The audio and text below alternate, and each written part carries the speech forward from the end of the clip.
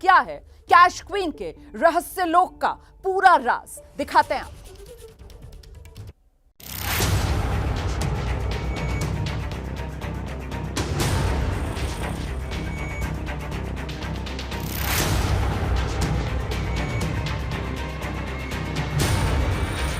Cash queen के नाम से कोलकाता में चर्चित हो रही अर्पिता मुखर्जी के अलग अलग ठिकानों पर ईडी की टीम ने छापेमारी की है।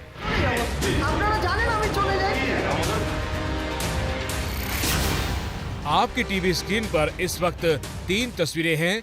पहली तस्वीर उस बेलघरिया इलाके की है जहां अर्पिता का फ्लैट है, जिसका नंबर 2A है। दूसरी तस्वीर भी इसी बिल्डिंग की है जहां 8वीं मंजिल पर अर्पिता का दूसरा फ्लैट है। तीसरी तस्वीर बेलघरिया के ही पुश्तैनी घर की है। बेलघरिया इलाके के देवा नपाड़ा में जिस पुश्तैनी घर में ईडी सुबह छापेमारी के लिए पहुंची, एबीपी न्यूज की टीम भी वहां मौजूद थी। अर्पिता मुखर्जी के अलग अलग ठिकानों पर ईडी रेड कर रही है। गिरफ्तारी तो हो चुकी है, लेकिन अब रेड के द्वारा ये पता लगाने की कोशिश की जा रही है कि जो दस्तावेज मिले हैं वो और कहां-कहां जुड़े हुए हैं।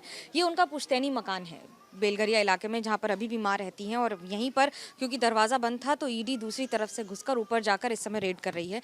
और सिक्योरिटी यानी कि सेंट्रल फोर्सेस की तैनाती चारों ओर है, ये ध्यान में रखते हुए कि पश्चिम बंगाल में स्थितियां कभी कभी बिगड़ी भी हैं इसके पहले। ऐसे में आप देख सकते हैं जहाँ पर सेंट्रल फोर्सेस खड़ी हुई हैं, तैनात हैं, जहाँ पर पूरी टीम उनके साथ चल रही है। अलग अलग जगह पर रेड की जा रही है। ये अर्पिता का पुश्तैनी घर था। इसी बेलघरिया के अपार्टमेंट में 2 फ्लैट हैं, जहां ईडी और सुरक्षा कर्मियों की करीब 15 लोगों की टीम बिल्डिंग में पहुंची और बारी बारी से दोनों फ्लैट की तलाशी ली।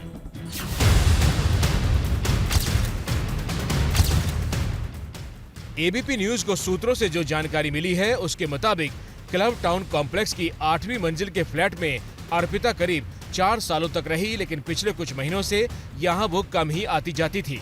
स्थानीय मीडिया रिपोर्ट्स के मुताबिक लोगों ने बताया कि अर्पिता के इस फ्लैट में प्रभावशाली लोगों का आना जाना होता था। स्थानीय लोगों के मुताबिक अर्पिता ने 8वीं मंजिल के फ्लैट को गेस्ट हाउस का लुक देने की कोशिश की थी, जिसको लेकर सोसाइटी में विवाद भी हुआ था। पार्थ चटर्जी और अर्पिता मुखर्जी के घर से मिले दस्तावेजों की जांच में जुटी ईडी टीम ये पता लगाने की कोशिश कर रही है कि ऐसे और कितने संपत्तियों के दस्तावेज हैं। दरअसल अभी तक 7 ऐसे दस्तावेज मिले हैं जिनमें प्रॉपर्टी का नाम अर्पिता के नाम पर है, लेकिन खरीदी गई है पार्थ चटर्जी द्वारा। ईडी अब इस बात को सबूत और इसको साबित करने में लगी है कि आखिरकार ऐसी कितनी और जमीन और संपत्तियां हैं जो या तो दोनों ने संयुक्त रूप से खरीदी हैं या फिर अर्पिता के नाम पर खरीदी गई हैं, लेकिन पैसे किसी और ने लगाए हैं। अर्पिता के नाम पर बेलघरिया में 2 फ्लैट हैं। शांति निकेतन में एक गेस्ट हाउस है। दक्षिण 24 परगना के मेहरदाहा में कुछ संपत्तियां हैं। कस्बा इलाके में भी प्रॉपर्टी है। राजडांगा में 4 मंजिला बिल्डिंग है, जिसमें बैंक्वेट हॉल, स्टूडियो है।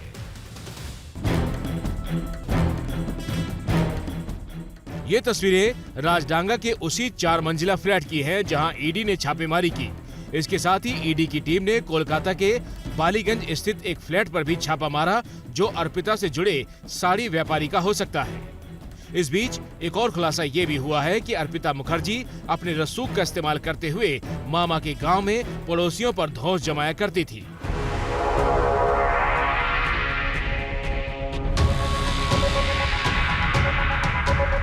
ये वीडियो हुगली के जंगीपाड़ा का है, जहां अर्पिता मुखर्जी के मामा का घर है और मामा के घर से ठीक पास में ही अर्पिता ने अपना घर भी बनवाया। जिस घर पर बाहर से ताला लटका आप देख रहे हैं, वो अर्पिता का बताया जा रहा है। मीडिया की टीम जब अर्पिता के बारे में जानकारी लेने उसके मामा के गांव मथुरा बाटी पहुंची तो लोग तरह तरह की उल्हाना देने लगे। एबीपी नेटवर्क की टीम को इस दौरान श्रीकांत नाम का एक शख्स मिला जो राजमिस्त्री का काम करता है। श्रीकांत ने आरोप लगाया कि अर्पिता के घर में उसने एक काम भी किया, लेकिन अर्पिता ने काम के एक तो पूरे पैसे नहीं दिए, दूसरे ऊपर से धमकाया भी। পুরোটা কমপ্লিট করে দিয়েছিলাম, কিন্তু আমাকে 10 লক্ষ টাকা দিয়েছিল, বাকি টাকাটা বাকি ছিল যেটা, সেটা উনি বলেছিলেন যে আমি দিয়ে দেবো, আজ দেবো, যাচ্ছি, জেলে দেবো, 1 সপ্তাহ পর দেবো, এরমভাবে অনেকবারই ঝোলাচ্ছিলেন। তা ওনার ভাইকে আমি বলেছিলাম, কুন্তল চক্রবর্তী ওনার ভাই, মামার ছেলে, উনি বলেছিলেন যে ঠিক আছে আমি দিদির বাড়ি গেলে বলবো। দিদিকে বলেছিলেন, সঙ্গে সঙ্গে দিদি আমাকে, অর্পিতা মুখার্জি দিদি আমাকে ফোন করে বললেন যে কত টাকা পাবে তুমি, আমার ভাইকে থেকে তাগাদা করেছো, আমি যখন যাব আমার মা অসুস্থ, আমি একটু ফেঁসে আছি, যখন আমি যাব তোমাকে টাকা দিয়ে দেবো, টাকার জন্য আমার দ্বিতীয়বার তাগাদা করবে না। আমি এখনো 5 লাখ টাকা পর্যন্ত পাবো। स्थानीय लोगों के मुताबिक पिछले हफ्ते ही अर्पिता यहां आई थी। लोग तो यहां तक कह रहे हैं कि पार्थ चटर्जी भी कई बार अर्पिता के साथ यहां आ चुके हैं। মুখোপাধ্যায় এসেছেন কয়েকবার মানে বেশ কয়েকবার এসেছেন। অর্পিতা মুখোপাধ্যায় এখানে ওর মামার বাড়ি আমাদের ওই রাস্তার ওপারে, তো ওখানে ওর মামার বাড়িতে দুর্গাপুজো হয়, তো দুর্গাপুজোতে দুজনেই আসতেন ওনারা, पार्थ चट्टोपाध्याय और अर्पिता मुखोपाध्याय दुजन ही आस्ते। एक बहुत ही मध्यम परिवार से आने वाली अर्पिता मुखर्जी ने शुरुआती दौर में बहुत संघर्ष किया। बताया जाता है कि पहले उन्होंने बंगाली फिल्मों में शुरुआत तो की, लेकिन उसके बाद साइड हीरोइन के रोल भी उन्हें मिलने लगे। एक हीरोइन ने ही उनका परिचय पार्थ चटर्जी से करवाया था, जिसके बाद उन्होंने जिंदगी में पीछे मुड़कर नहीं देखा। पार्थ चटर्जी की पूजा यानी कि दुर्गा पूजा पंडाल नागतला उदयन संघ की वो स्टार प्रचारक रही कई वर्षों तक। पार्थ चटर्जी इसी के चेयरमैन भी रहे हैं। कोलकाता के सियासी गलियारों में दबी जुबान में इस बात की चर्चा हो रही है कि मंत्री पार्थ चटर्जी घोटाले के पैसे को अर्पिता के जरिए ही ठिकाने लगाते थे। अर्पिता के डायमंड सिटी वाले फ्लैट को कैश रूम के तौर पर इस्तेमाल किया जा रहा था। इसी कैश रूम से 21 करोड़ रुपए शुक्रवार को बरामद किए गए थे, जिसके बाद अर्पिता मुखर्जी और पार्थ चटर्जी की गिरफ्तारी हुई। ममता के मंत्री के इस कैश कांड को लेकर बीजेपी का बड़ा दावा है। पार्टी के राष्ट्रीय उपाध्यक्ष दिलीप घोष कह रहे हैं कि ये पूरा घोटाला तो करीब 1000 करोड़ का हो सकता है। कितने कहाँ पैसा है अभी तो कोई उसका ठिकाना नहीं है। अभी 100 करोड़ से ऊपर गया है पार्थ बहू का।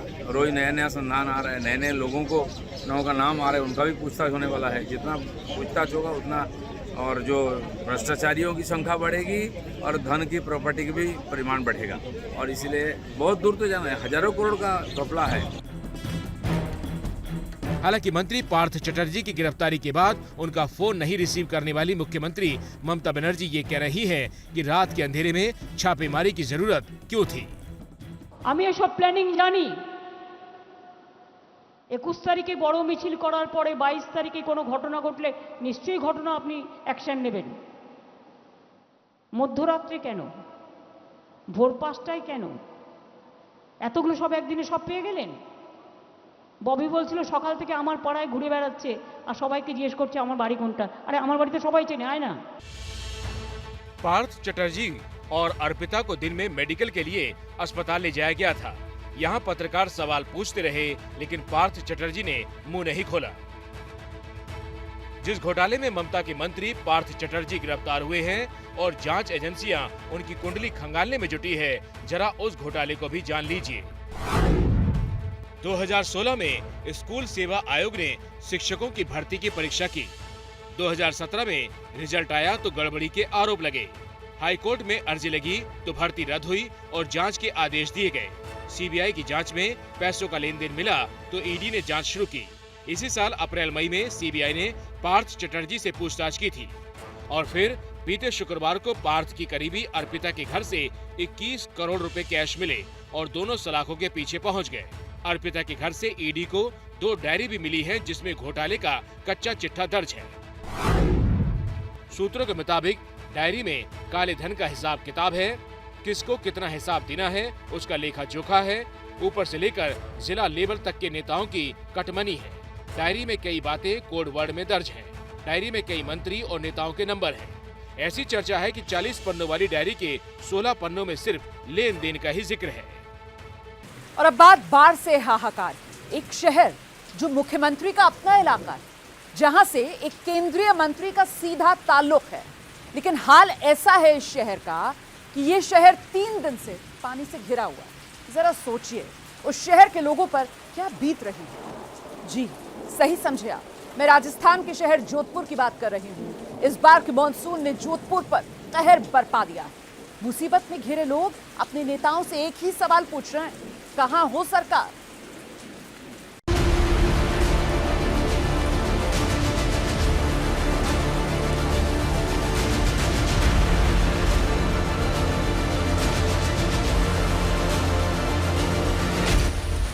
जोधपुर में कुछ जगह अभी भी उफन रहा है सैलाब।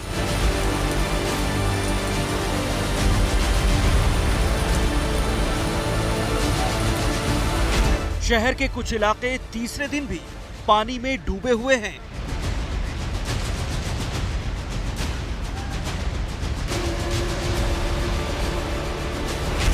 सैलाब का प्रकोप ऐसा है कि उफनते पानी में फंस गई यात्री बस।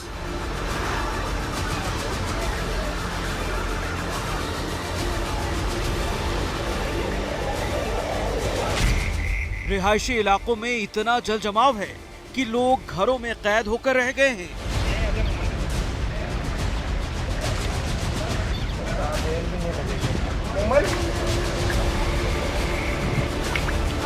ये दुर्दशा हुई है राजस्थान के जोधपुर की, वो जोधपुर जो मुख्यमंत्री अशोक गहलोत का गृह जिला है,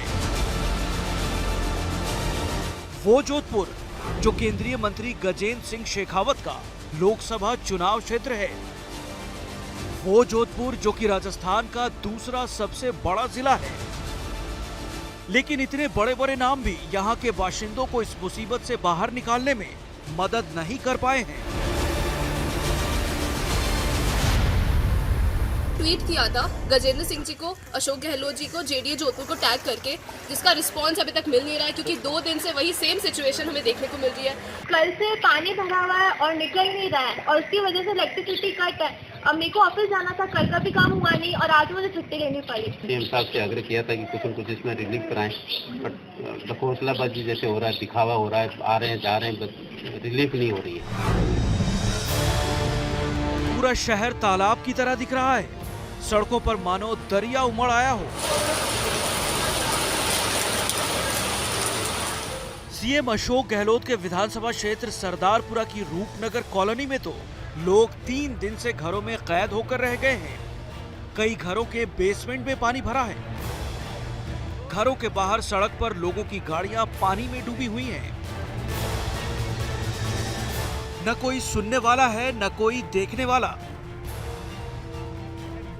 मात्र 3 दिन की बारिश, कुछ घंटों की बारिश ने जैसे कि जलमग्न कर दिया है पूरे शहर को। कई बस्तियां जो निचले स्तर पे है वहाँ पे जल भराव देख सकते हैं कि कितना जल भराव है। अब जल भराव की स्थिति के साथ यहाँ से लोग पलायन भी कर रहे हैं। घर छोड़ के जा रहे हैं। आप देख सकते हैं कारें डूबी हुई है। तो सरदारपुरा की जनता पर बड़ी आफत टूट पड़ी है और इस सरदारपुरा के सरदार यानी सीएम गहलोत साहब अपनी पार्टी की सरदार सोनिया गांधी की खातिर दिल्ली में डटे हैं। यही नहीं, केंद्रीय जल शक्ति मंत्री गजेंद्र सिंह शेखावत भी अपने लोकसभा निर्वाचन क्षेत्र की जनता पर आई इस मुसीबत की सुध लेने तक नहीं पहुंचे। अभी तक तो कोई आया नहीं है, ना पानी निकाला अभी तक, ना कोई कुछ किया। सारे अधिकारियों से सुबह से लेकर शाम तक हम कल पूरा दिन भागदौड़ करते रहे। कुछ अधिकारी आए, देखे, हाँ कर रहे हैं, करके चले गए। आश्वासन के अलावा कोई किसी तरह की कार्रवाई नहीं होती तो आपको दिख जाता है।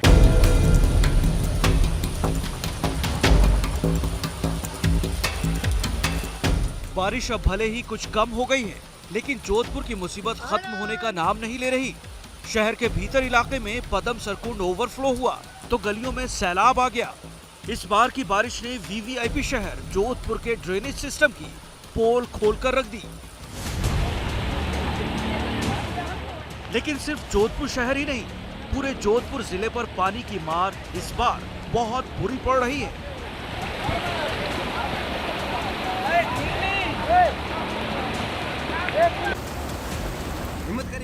अब जरा इन तस्वीरों को देखिए। लोहावट में सड़क पर बने रपटे पर यात्रियों से भरी बस ऐसे रपटी कि 30 यात्रियों की जान आफत में पड़ गई।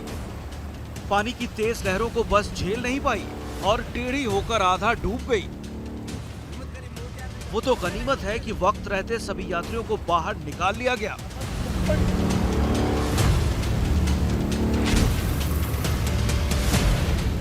भीषण बारिश ने रेलवे ट्रैक को भी नुकसान पहुंचाया है। सैलाब पटरी के नीचे की जमीन को बहा ले गया, जिससे ट्रैक पर खतरा मंडराने लगा।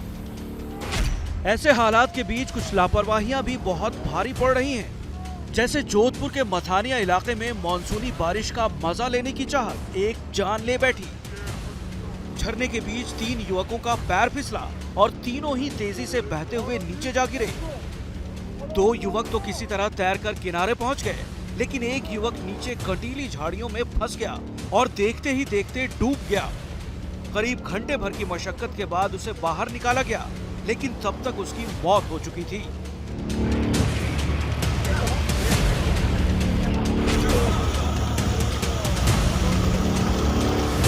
अजमेर जिले में तो 4 दिनों से हो रही बारिश ने ये हाल कर दिए। भारी बारिश के बाद आया सैलाब इस सड़क को ही निगल गया। अजमेर के दांतड़ा की सीसी रोड को पानी ने ऐसा काटा कि वो सैलाब में बह गई। इसकी वजह से नूरी आवाज से दांतड़ा इलाके का संपर्क भी टूट गया है।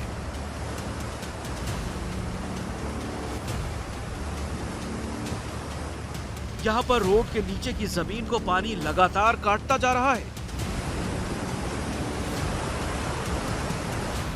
आना सागर झील से छोड़े गए पानी ने लोगों की मुसीबत को दोगुना कर दिया है।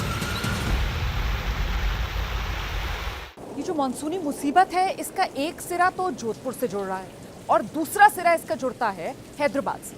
हैदराबाद में इस बार भीषण बारिश, इससे हुआ ये कि डैम लबालब हो गए, डैम खोलने पड़े, नदियों में उफान आ गया और उसके बाद कई रिहायशी इलाकों में हाहाकार।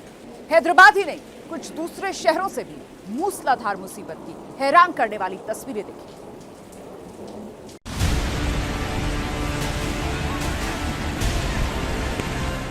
पुल के ऊपर भयानक सैलाब, सैलाब में बाइक समेत फंसा युवक।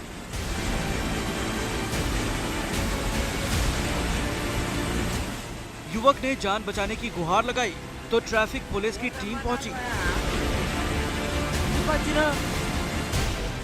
ट्रैफिक पुलिस की टीम रिकवरी वैन के साथ उफनते सैलाब में घुसी, उस बाइक सवार तक पहुंची जो पुल में फंसा था।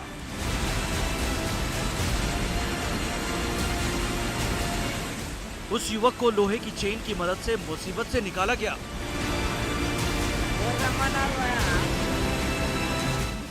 फिर उसी चेन से बाइक को रिकवरी वैन से बांधकर सैलाब से बाहर निकाला गया।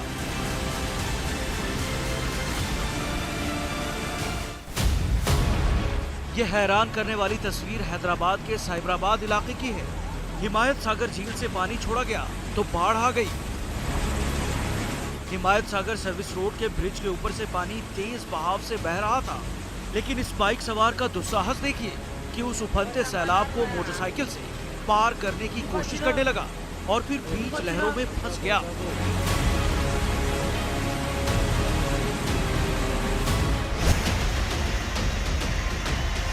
हैदराबाद में ओस्मान सागर और हिमायत सागर झील से पानी छोड़ा गया तो हैदराबाद के बीच से गुजरने वाली मूसी नदी का जलस्तर बढ़ गया।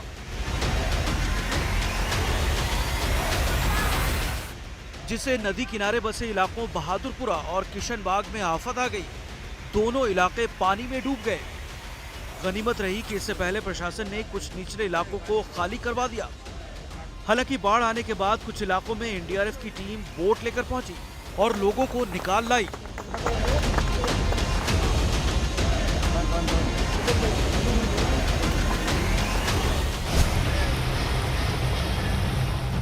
हैदराबाद के चंद्रघाट इलाके पर आधी रात को मुसीबत आन पड़ी। एक तो भारी बारिश और ऊपर से डैम के ओवरफ्लो होने से इस इलाके पर दोहरी आफत आ गई।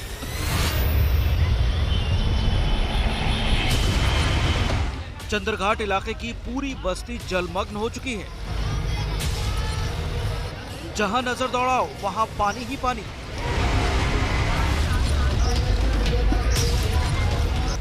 इस कदर जल जमाव है कि लोगों के घुटने के ऊपर तक पानी चढ़ा हुआ है।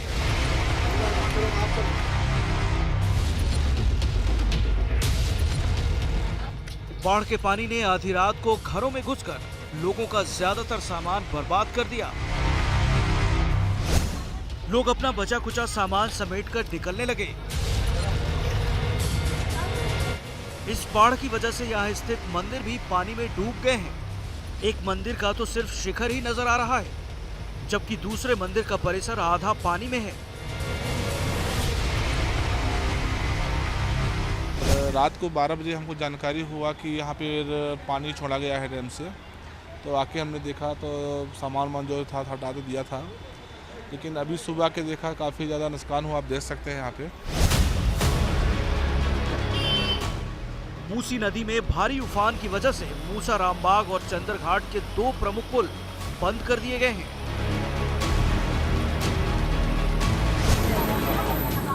अब जरा छत्तीसगढ़ के कवर्धा की ये तस्वीरें देखिए। नदी में भारी उफान है, लोग जान जोखिम में डालकर नदी पार कर रहे हैं। बड़ी सी गाड़ी नदी पुल के करीब 2 फीट ऊपर से बह रही है, लेकिन भोरम देव मंदिर जाने के लिए लोग जान हथेली पर लेकर उफनती नदी को पार कर रहे हैं। उनके साथ छोटे बच्चे भी हैं, लेकिन किसी को परवाह नहीं। ऐसी घनघोर लापरवाही किसी की जान पर भारी भी पड़ सकती है।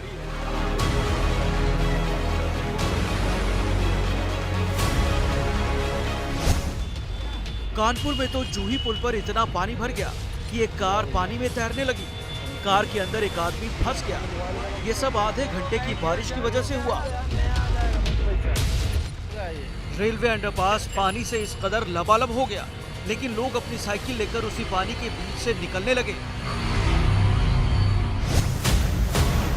हिमाचल प्रदेश के किन्नौर में नाले में बनी झील टूटी तो बाढ़ आ गई। ये तस्वीरें किन्नौर जिले के निचार के काचरंग गांव की हैं।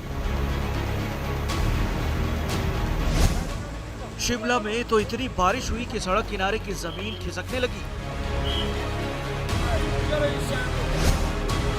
महाराष्ट्र के औरंगाबाद में गोदावरी के उफान ने मंदिर को भी चपेट में ले लिया। रक्षा भुवन का शनि मंदिर आधा पानी में डूबा है।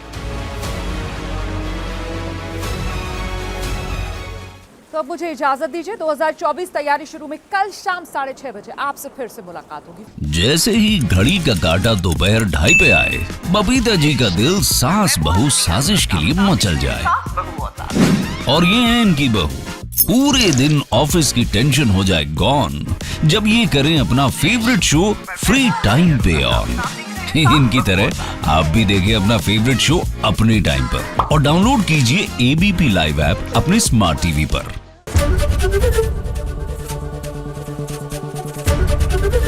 एबीपी न्यूज आपको रखे आगे।